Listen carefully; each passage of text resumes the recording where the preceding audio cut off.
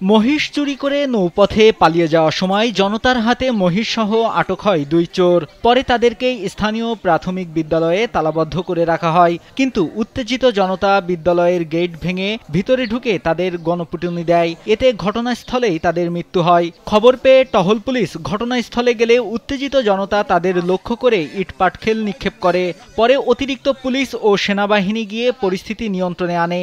কিশোরগঞ্জের অষ্টগ্রামের দেওঘর ইউনিয়নের দেওঘর সরকারি প্রাথমিক বিদ্যালয়ে চাঞ্চল্যকর এই ঘটনা ঘটে। গণপিটুনিতে নিহত শাহজাহান জেলার নাসিরনগর উপজেলার চাতলপাড় কচুয়া গ্রাম এবং নাসির অষ্টগ্রামের কাগজি গ্রামের বাসিন্দা।